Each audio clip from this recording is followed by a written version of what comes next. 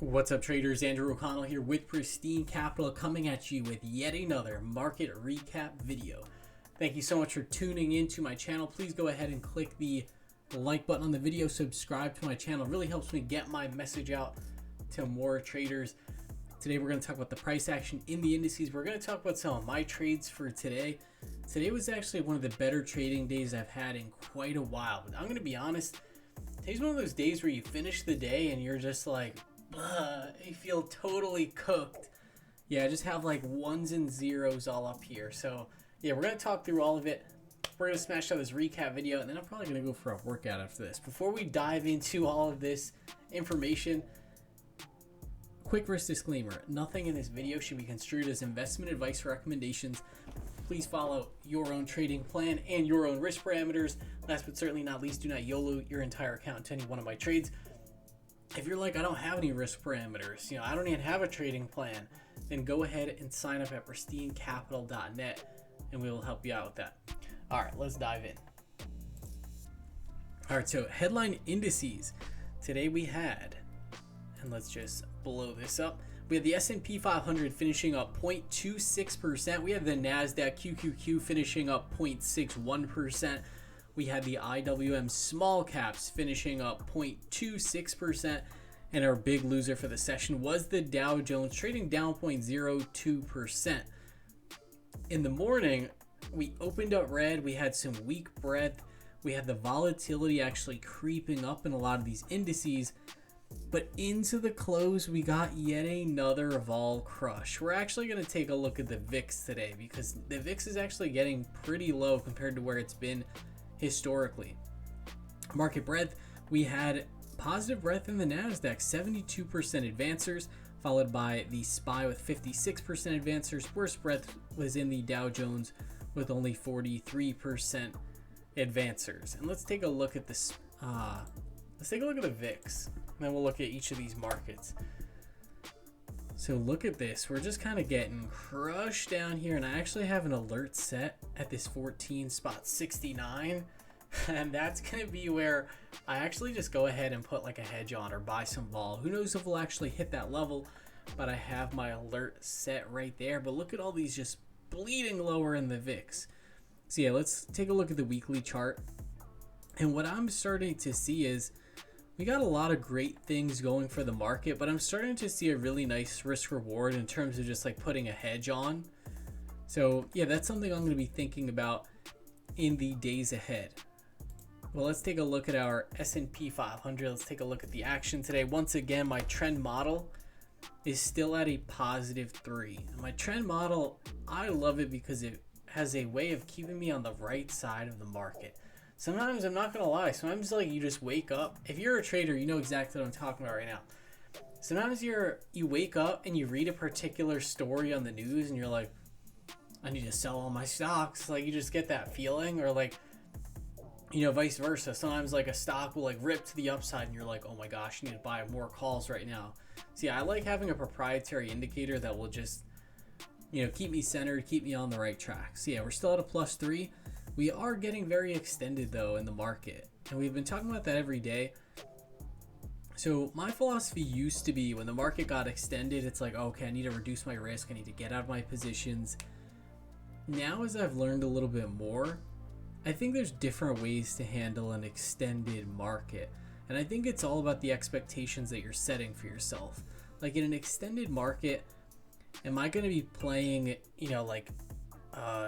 daily call options or something like that, where if we just get even the slightest pullback, I could get crushed? No, I'm going to be doing things a little bit differently. In an extended market, I'm going to be cutting my losers very quickly, things of that nature. But yeah, you can see we're above the 5-day EMA. I actually just added the 10-day EMA on my chart as well. It's just another little half point between this 5, 10, and 20. But yeah, we're looking good. We're trending higher. We have this destination up here of 45.79. And this red line that I have drawn on, guess what that is? That is the prior all-time high in the S&P 500. So yeah, we're making our progress. Full steam ahead. We're actually going to be flipping the calendar. So tomorrow's Friday. Once we get to Monday, then we have 1, 2, 4 weeks until options expiration. And that's when we might have some of these Vana flows turn on. So that's where you can get to a really bullish part of the options expiration cycle. It seems like the market's kind of front run that already, but that's another thing I'm keeping in the back of my mind. All right, let's move on from the S&P 500. Let's talk about the NASDAQ. So we had this morning, Tesla reported earnings. I believe it was last night. The market really liked Tesla's results. Let's look. NASDAQ finished positive today. It was our best performer. We're actually seeing some downside in the after hours, but overall not really much movement here. Let's take a look at Tesla. Tesla reported earnings, and shout out to one of my members of the Pristine Capital trading community. He had a really nice trade in Tesla. He had some leaps on Tesla and it worked out for him. He's a really good guy. So yeah, I'm super pumped for him. That's always the best feeling. And you know, when people are getting good results and you feel like they're getting better with their trading, it's always just like such a good feeling. But yeah, Tesla, really nice performance today. Look at this. So it's been a nice trend, reported earnings, and we got that follow through to the upside. So yeah, looking very strong. We do have a high dealer gamma level at 900, so it'll be interesting to see if we can get past that. And it looks like we pretty much bounced off that level almost to a T. But yeah, Tesla reported strong. Netflix reported the other day. Ooh, look at that close on Netflix. I traded Netflix. If you watched yesterday's recap video, I took some calls in Netflix and I was able to take those off today for a nice winner. I rolled them out in time as well. So let's actually just go through that. So this was, you know, just an awesome windfall for me. So I had the Netflix October 29th 6:35 calls. I put those on after they reported, and here was the nuance that made me want to get bullish on Netflix. So I saw they reported their earnings, you know, whatever. I've been playing Netflix to the upside. I had some winners in it prior. And I noticed we tagged the 20-day perfectly in Netflix. And we immediately bounced right off of that level. Netflix just had the Squid Games TV series or whatever. I still have to watch that. I actually really want to get to that. My girlfriend, she's not into it, so that's the only reason why I haven't really watched it yet. But yeah, they had Squid Games going for them. And then also, this stock typically gets crushed after reporting earnings. And I noticed, hey, this thing's pretty buoyant. It's been in a strong trend. And the kicker was I noticed a bunch of analyst upgrades coming in for Netflix. So sometimes when a company reports earnings, and this is due to options positioning. We talk a lot about that within the trading community, what the options positioning, like what effect it's having on how the stock is trading. A lot of times the stock will go nowhere after earnings. And once some of those options start expiring, that's when the stock moves more freely. So that's why I was like, all right, let me put my calls on. Today we got them moved to the upside. So I ended up taking my Netflix calls off. For $18.70, I paid $12.47. And I just wrote here, going to take a small piece of my winnings and roll it into a call spread. So I was feeling great. You know, for me, it's important to not be greedy with these trades. So I'm like looking at it and I'm like, and I'm sure if you're a trader, the same thing happens to you all the time. So you're sitting on a really nice winner.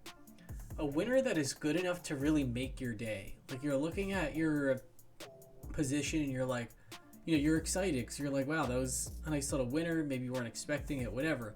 It always comes to that question of like, well, do I take it off or do I let it run? So with Netflix, like if I had just taken it off, you know, what happens if Netflix, this was the breakout and all of a sudden tomorrow Netflix is at like 670 or like it gets to like 700.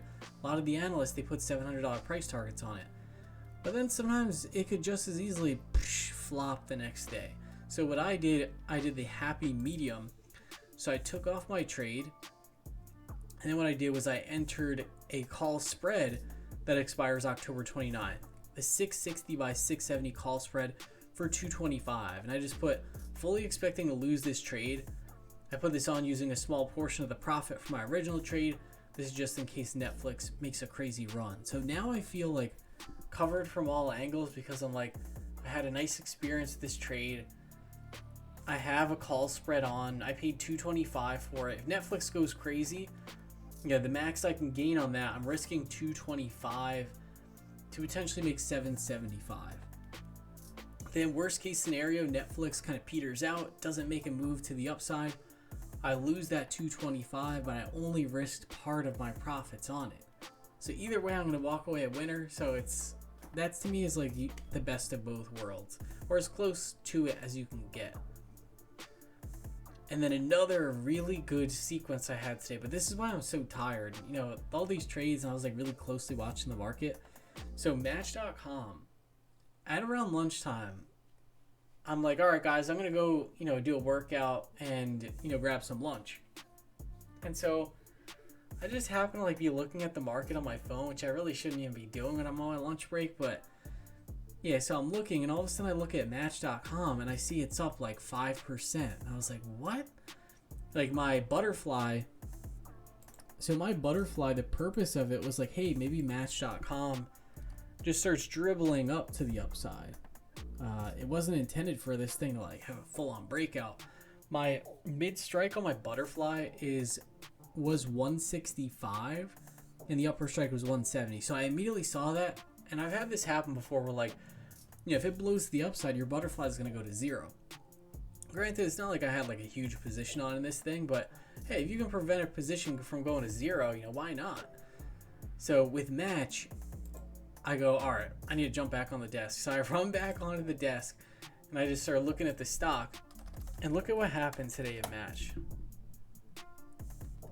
So I think this is important, just a little learning opportunity. So I'm going to go to the 5-minute chart. And Match.com has not really been having huge volume lately. So I look. This was the volume in the morning. This is at 10 a.m. There's literally nothing. I see here 8,000 shares traded, 4,000, literally nothing, a couple thousand. At 12 o'clock, all of a sudden, 398,000 comes in a 5-minute candle.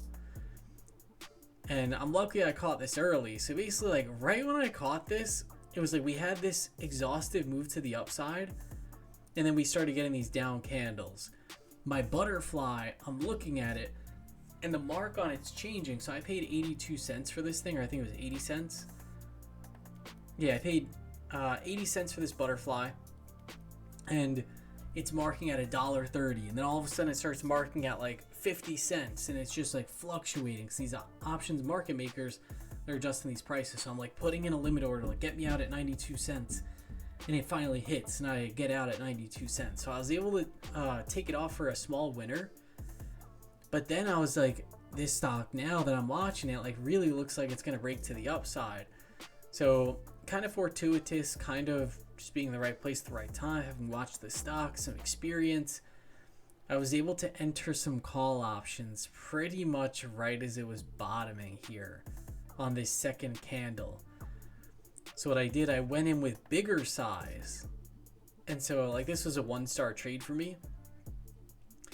And yeah, the reason why I use this star methodology is because originally I had people in my trading community saying we would love to know your exact position sizing.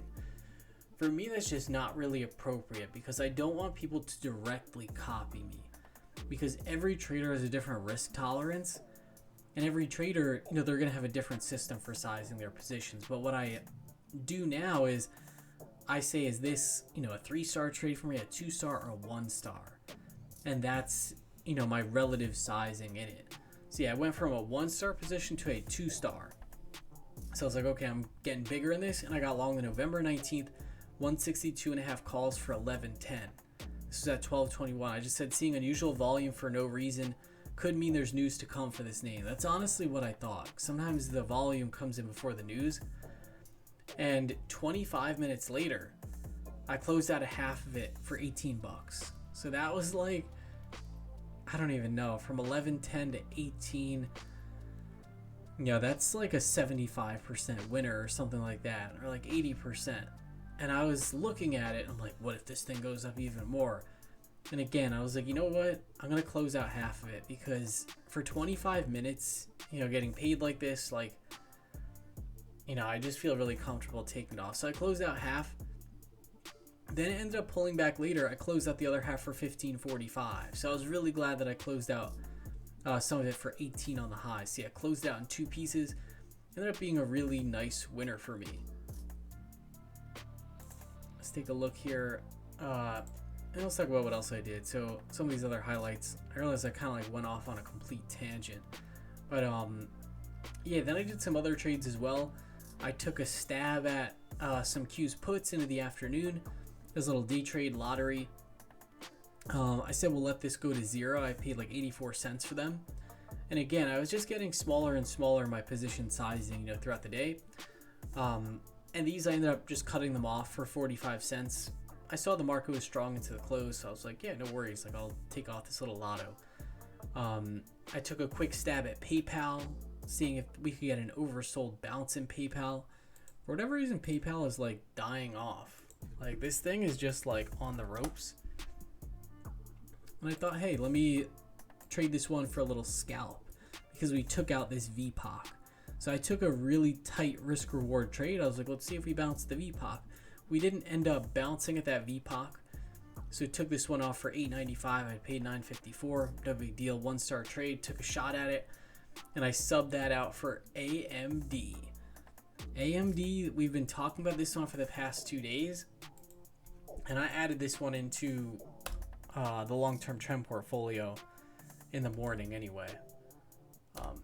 Yeah, I was like, let me just play this one via calls because it was breaking out very nicely. So check this out. AMD, let's look at the weekly chart.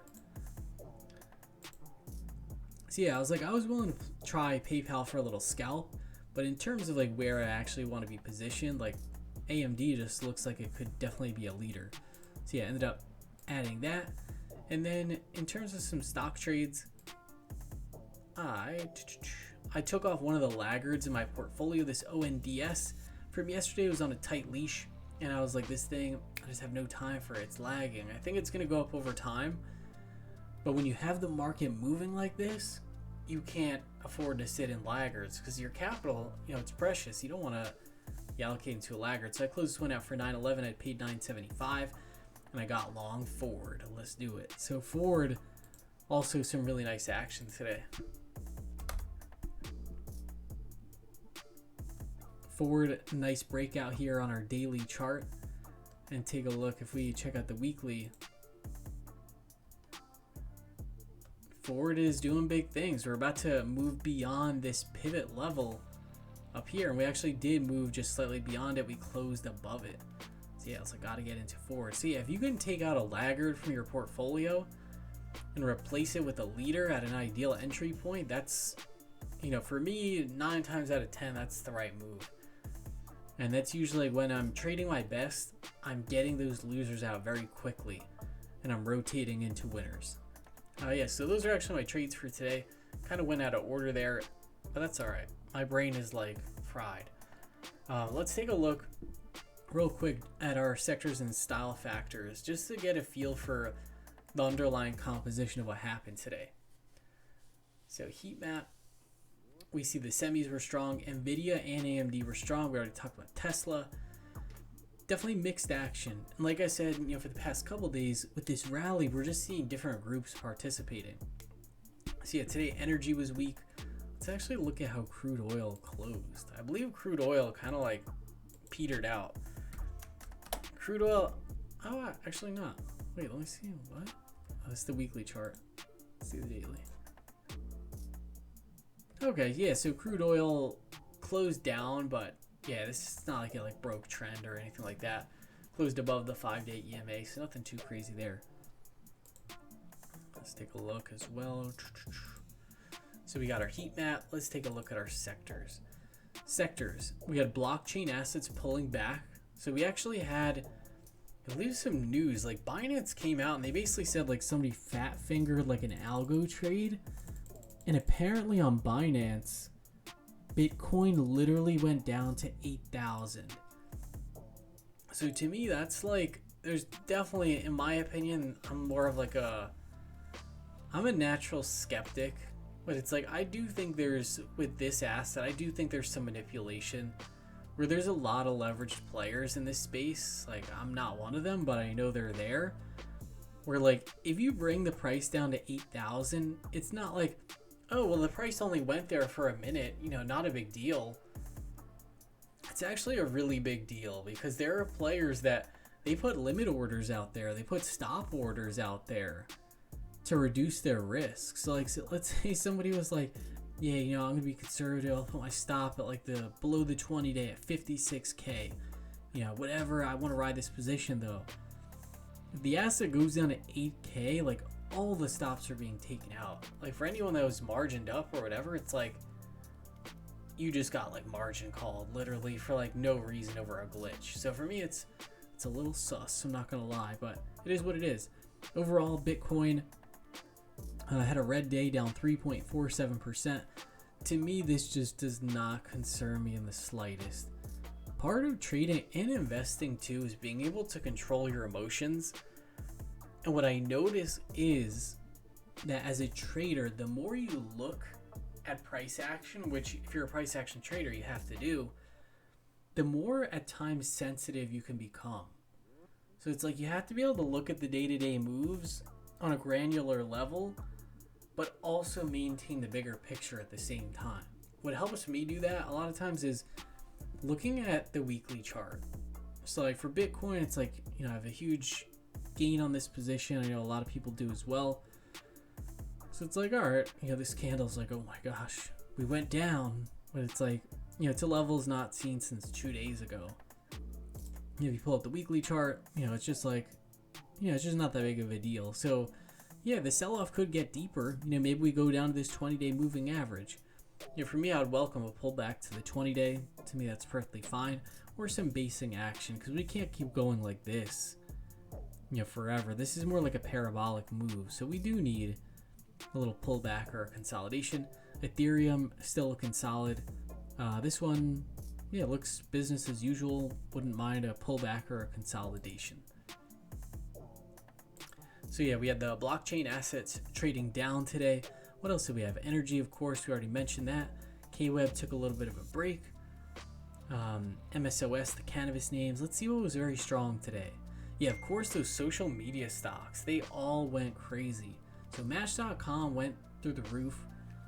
Roblox, which I also own, had a nice day. Let me see if I held the gains into the close. And then Snapchat didn't really move, unfortunately, for all my Snapchat longs. I'm not one of them, but I know a lot of people that are long Snapchat. Like, I think it's obviously like a great platform. Yeah, Snapchat reported results after the bell, and the results, you know, were just very lackluster. So yeah, they missed on their sales. I believe they missed on their earnings, and most importantly, they missed on their guidance. You know, their EBITDA, they guided it down. Their revenue, they guided it down. So the stock was down like over 20% at one point.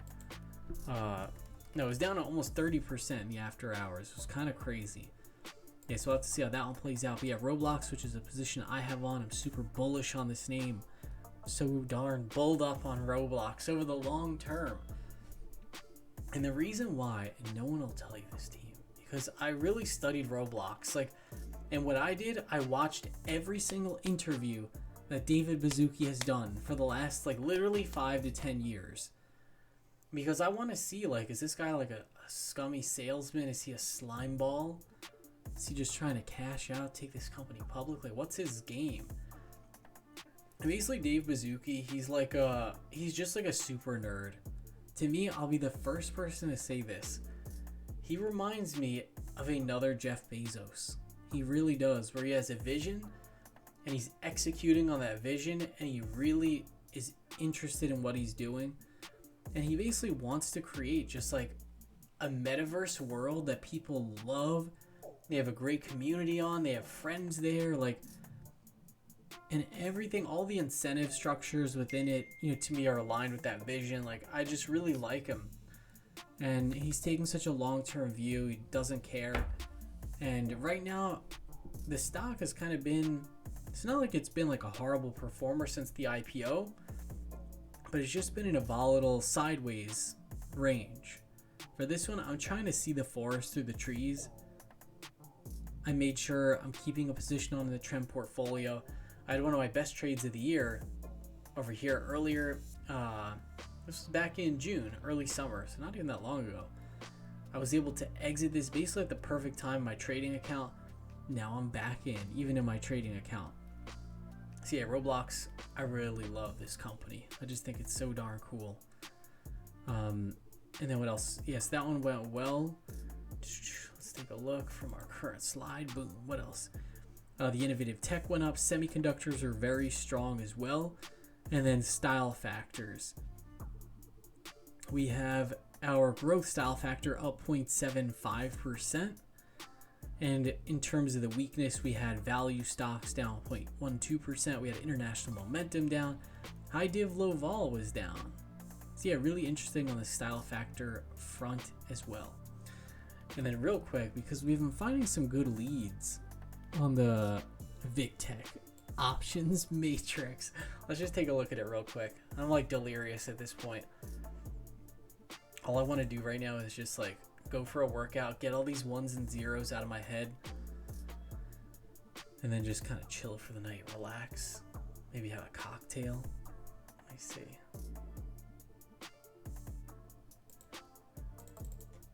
Okay, this is our options matrix. Okay. And we got to look at the options races first. Of course, VicTech is another, if I could buy stock in VicTech, I would, honestly. And that's kind of what I do with my partnership with them. If you're interested in signing up for VicTech, it's super cheap. It's like $50 for this entire matrix. It's ridiculous. You can use my link and my promo code in the description of this video. You get $10 off. It's literally ridiculous. So let's see. We had Tesla, of course, in the lead for today. Caterpillar, what you doing up there? It's kind of odd. We had Amazon right towards the top as well. Amazon appears on here a lot, but it's not usually on the top. IWM again. IWM is getting ready for the breakout. All right, let's take a look at our ish. Whoa.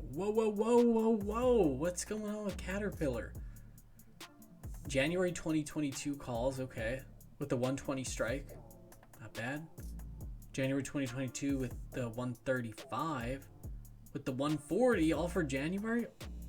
Dang, all for January. Okay, we got some 2023 calls going up. Wow.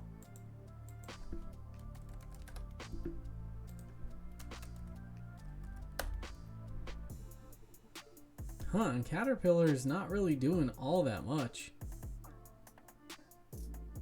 Let's see something. I want to see if like dark pool buyers have just been like gobbling this. Yup, look at that. Look at those dark pool buyers go. Caterpillar's one I'll probably add to my watch list. It's not really in the best trend, but and it reports earnings October 28th, so everyone's getting bulled up into the earnings report. Very interesting. See what else we got. We got Netflix. Yeah, more call buyers coming into Netflix. That's good. Always a good thing. Amazon. Okay, call buyers coming into Amazon as well. Let's see what Amazon did today. Let's see when they report earnings. Oh wow, so a nice little setup in Amazon forming here. Actually, it looks very solid. I think this one not many are really paying attention to. This was named on our weekend watch list as well. Let's see, they report earnings. Okay, October 28th. So perhaps could Amazon get a run to the earnings print? I think it's definitely a potential. So I'll probably add Amazon to my watch list as well. And then let's see if we can find one more. AMD, everyone just coming in hot and heavy with calls. Day 3 in a row. PayPal, mixed action. I think that's about it. Snapchat. Ooh, look at all these call buyers. RIP call buyers. Let's just see how Snapchat is doing.